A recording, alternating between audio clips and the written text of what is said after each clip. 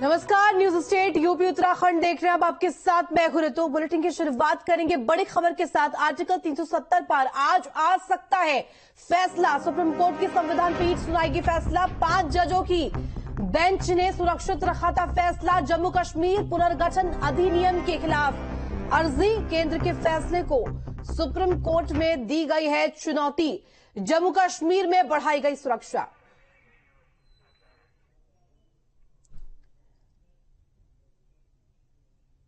तो सुप्रीम सुनवाई और आज इसको लेकर फैसला, सुप्रीम फैसला सामने आ सकता है आर्टिकल 370 को लेकर, और 5 जजों की बेंच में इसको लेकर आज फैसला आ सकता है। जम्मू कश्मीर में इसको लेकर के सुरक्षा के कड़े इंतजाम किए गए हैं। सुरक्षा चाक चौबंद की गई है। तो इस वक्त की बड़ी खबर, आर्टिकल 370 पर सुप्रीम फैसला आ सकता है। केंद्र के फैसले को सुप्रीम कोर्ट में दी गई है चुनौती। जम्मू कश्मीर में इसी को लेकर के सुरक्षा व्यवस्था चाक चौबंद की गई है। तो सीधी तस्वीरें आप देख रहे इस वक्त। देखिए किस तरीके से यहाँ पर 5 जजों की बेंच आज फैसला सुना सकती है। तो इस वक्त की बड़ी खबर आपको बता रहे हैं, आर्टिकल 370 पर आज फैसला आ सकता है। सुप्रीम कोर्ट में मामले को लेकर के सुनवाई शुरू हुई है और सुप्रीम कोर्ट की संविधान पीठ फैसला सुनाएगी। 5 जजों की बेंच ने फैसला सुरक्षित रखा था। जम्मू कश्मीर पुनर्गठन अधिनियम के खिलाफ अर्जी, केंद्र के फैसले को सुप्रीम कोर्ट में चुनौती दी गई है। तो देखिए किस तरीके से आज इसी को लेकर के फैसला आना है। केंद्र के फैसले को सुप्रीम कोर्ट में चुनौती दी गई है। तो इस वक्त की बड़ी खबर आपको बता रहे हैं, आर्टिकल 370 पर आज अहम फैसला आ सकता है। सुप्रीम कोर्ट की संविधान पीठ आज फैसला सुनाएगी और इस फैसले पर सभी की निगाहें इस वक्त टिकी हुई है। 5 जजों की बेंच ने फैसला सुरक्षित रखा था।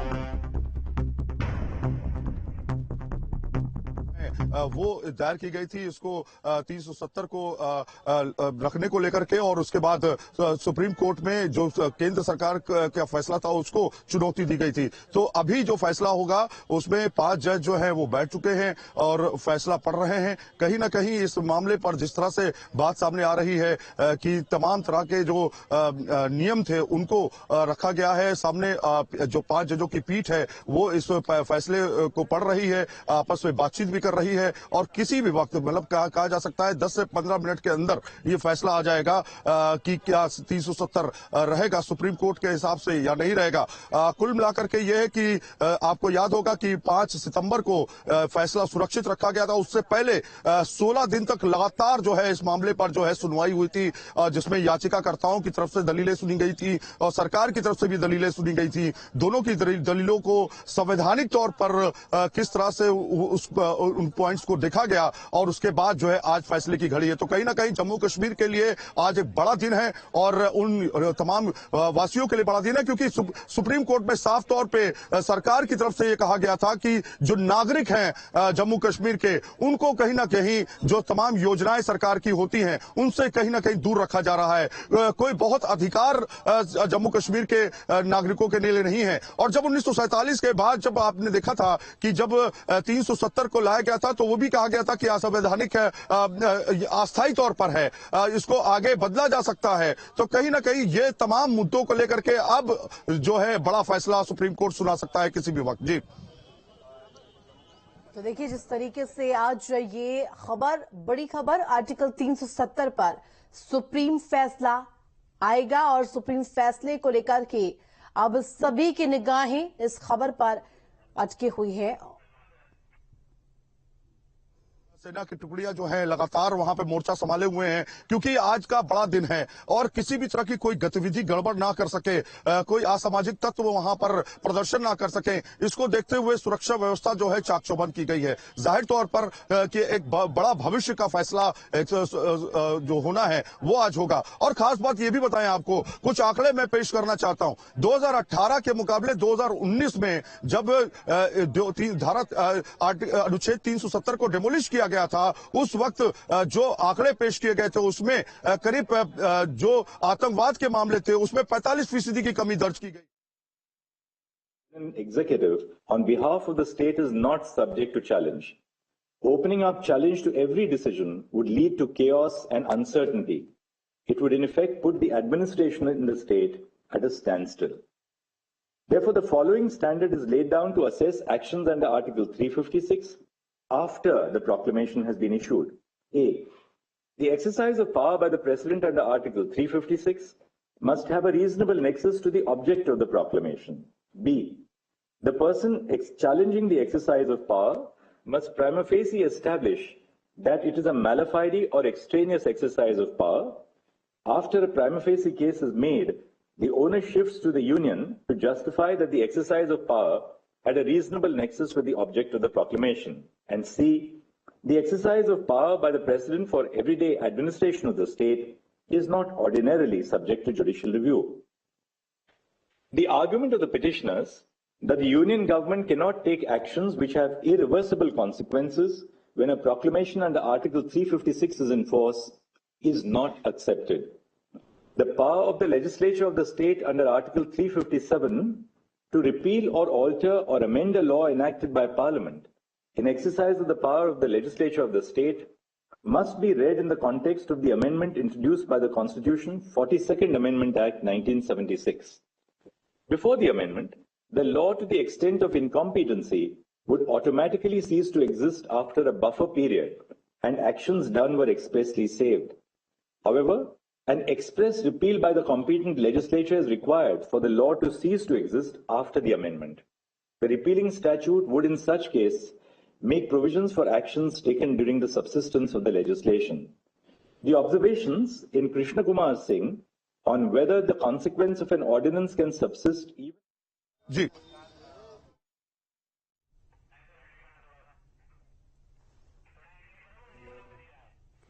तो देखिए तस्वीरें, कोर्ट ने कानूनी मुद्दों पर ध्यान दिया है। ये कहा गया है, देखिए लगातार देखिए अब इसको लेकर हलचल सामने आ रही है। आर्टिकल 370 पर आज फैसला आ सकता है सुप्रीम कोर्ट में। मामले को लेकर सुनवाई शुरू हुई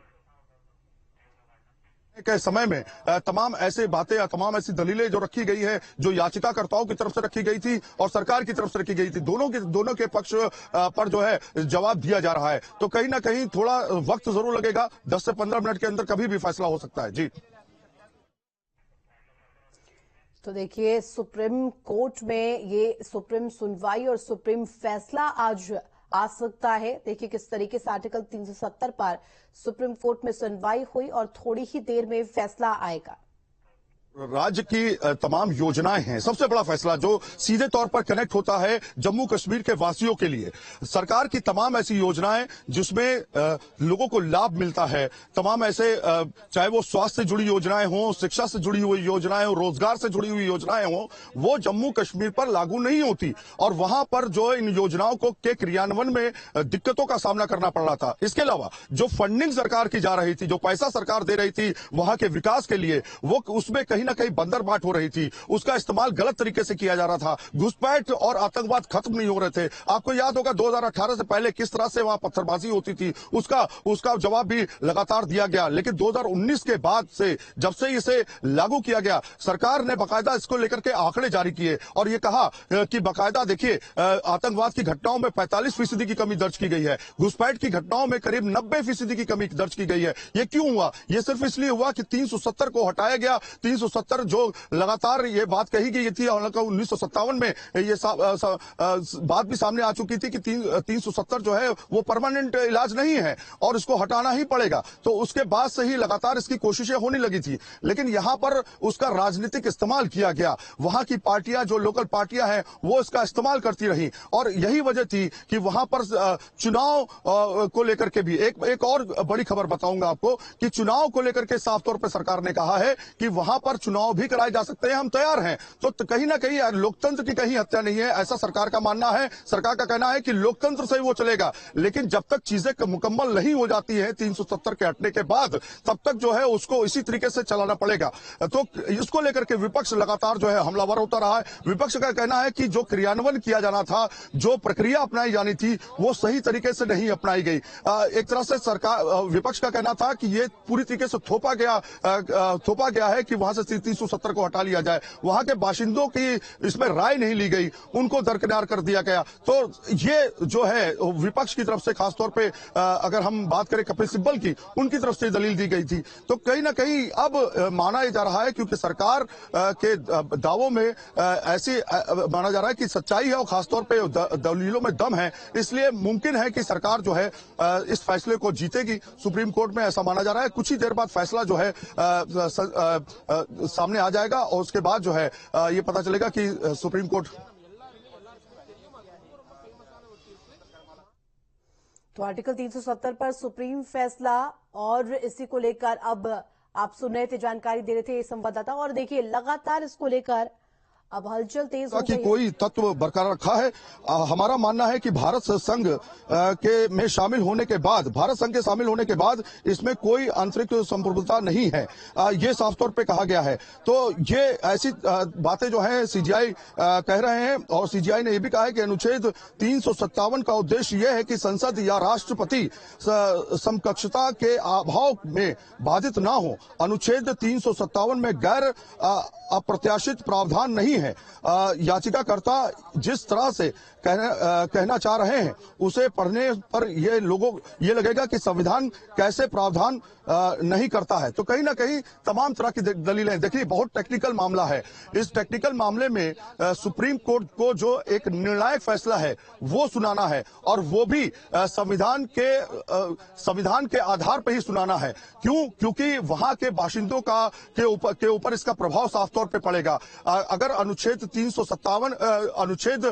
370 रहता है या नहीं रहता है, इस दोनों का असर जो है वहां के बाशिंदों पर पड़ेगा। लगातार जो है सरकार ये मानती रही है कि कहीं ना कहीं इसका असर जो है वहां के बाशिंदों पर पड़ेगा। वहां पर जिस तरह से व्यापार शुरू हुआ है, वहां पर जो इन्वेस्टमेंट की तैयारी शुरू हुई है, वो जो है उसको लेकर के ये इस 370 को हटाना बहुत जरूरी था। और सरकार का साफ तौर पे कहना था कि अगर जम्मू कश्मीर को बेहतर राज्य बनाना है, बेहतर तरीके से उसको चलाना है, तो 370 का हटना जरूरी है। क्योंकि इसी वजह से हम वहां पर पूरी तरीके से, मुकम्मल तरीके से निवेश ला पाएंगे, मुकम्मल तरीके से रोजगार दे पाएंगे, मुकम्मल तरीके से शांति बहाल करवा पाएंगे। तो ये सारी चीजें जो है सरकार की तरफ से तर्क में कही गई थी।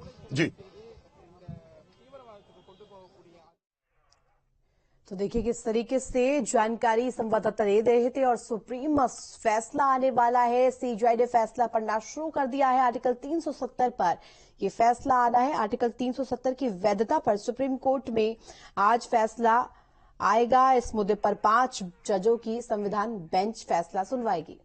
और ये एक ऐसी लड़ाई है जो ना जीतने वाली लड़ाई है, ये भी उनका मानना था। कुल मिलाकर के तो राजनीतिक हलकों में यही चर्चा है कि जम्मू कश्मीर के इस फैसले को लेकर के सुप्रीम कोर्ट जो है वो क्या फैसला लेता है, क्योंकि यही वो फैसला होगा जो सबके सर्वोपरि होगा, सर्वमान्य होगा। और अगर ये फैसला होता है कि इसको 370 के हटाने का सरकार का जो फैसला है, केंद्र सरकार का, वो सही है, तो कहीं ना कहीं बड़ी जीत जो है सरकार की होगी। क्योंकि आपको याद होगा कि 5 सितंबर को जिस तरह से इस पर फैसला जो है उसको सुरक्षित रखा गया था, और उससे पहले 16 दिन लगातार जो है इसकी सुनवाई हुई थी। दोनों पक्षों के दलीलों को सुना गया था, सरकार की दलीलों को सुना गया था, उधर विपक्ष के दलीलों को सुना गया था। और साफ तौर पे इस निर्णय को जो है इसको फैसले को लेकर के आज की तारीख दी गई कि आज जो है इस मामले पर फैसला होगा। क्योंकि 5 जजों की जो संविधान पीठ थी उसने इसके सारे टेक्निकल एस्पेक्ट्स को समझने की कोशिश की है कि संविधान में क्या है, नागरिकों के हित के लिए क्या है, जम्मू कश्मीर के लिए क्या सही है। क्योंकि कोई कानून जब बनाया जाता है उसके लिए बाकायदा उस पर अध्ययन किया जाता है, वहां के लोगों पर उसका क्या प्रभाव पड़ेगा उस पर अध्ययन किया जाता है, वहां की सिचुएशन, ग्राउंड रियलिटीज को चेक किया जाता है। उसके बाद जो है कानून संविधान के आधार पर जो है पारित किया जाता है। तो कहीं ना कहीं उन सब को चीजों को देख करके जो है आज जो है कुछ देरों में फैसला जो है आएगा। और ये कहीं ना कहीं सिर्फ जम्मू कश्मीर के लिए नहीं, पूरे हिंदुस्तान के लिए एक अहम फैसला होगा, एक अहम नजीर होगा। जी, तो आर्टिकल 370 की वैधता को लेकर के सुप्रीम कोर्ट आज फैसला सुनाएगा। और इस मुद्दे पर 5 जजों की संविधान पीठ के सामने 26 वकीलों के अंतर्गत ये जबरदस्त सुनवाई हुई, बहस हुई 16 दिनों तक। इस सुनवाई के बाद अब आज फैसला आएगा। 5 सितंबर को यह फैसला सुरक्षित रखा गया था। आर्टिकल 370 पर आज सुप्रीम कोर्ट में फैसला आएगा। सीजेआई ने फैसला पढ़ना शुरू कर दिया है और जम्मू कश्मीर की आंतरिक संप्रभुता संभव नहीं, भारत में शामिल होने के बाद आंतरिक संप्रभुता नहीं। तो देखिए, इस तरीके से अब फैसला पढ़ना शुरू किया एक एक करके। अब फैसले की हम आपको एक एक तथ्य बता रहे हैं। अनुच्छेद 1 के मुताबिक जम्मू कश्मीर भारत का अभिन्न अंग और 3 जजमेंट है और 1 जजमेंट मेरा। विलय होने की बात हो रही है, जब विलय होने की सारी बातें हो चुकी हैं तो उसमें फिर 370 को लागू करने के बाद विशेष दर्जा जो राज्य को दिया जा रहा है, उसके अंतर्गत क्या वो तमाम योजनाएं जो सरकार चलाती है उसका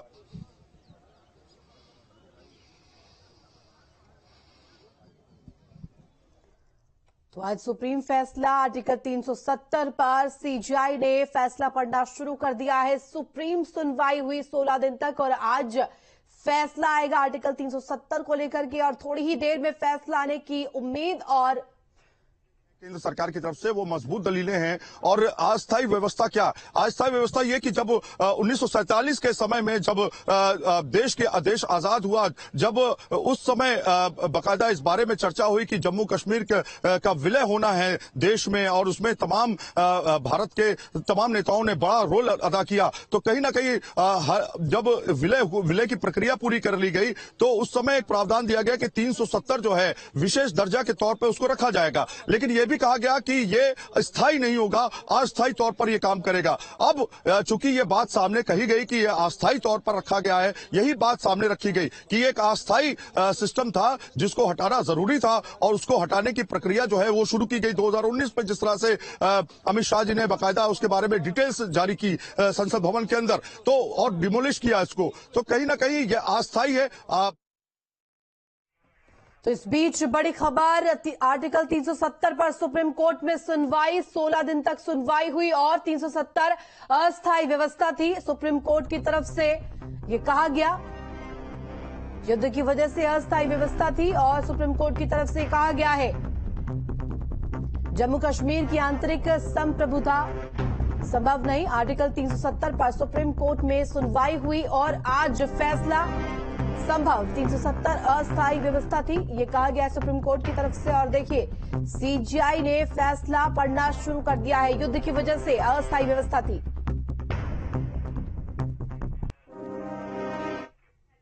तो देखिए किस तरीके से हमने बताया कि अनुच्छेद 370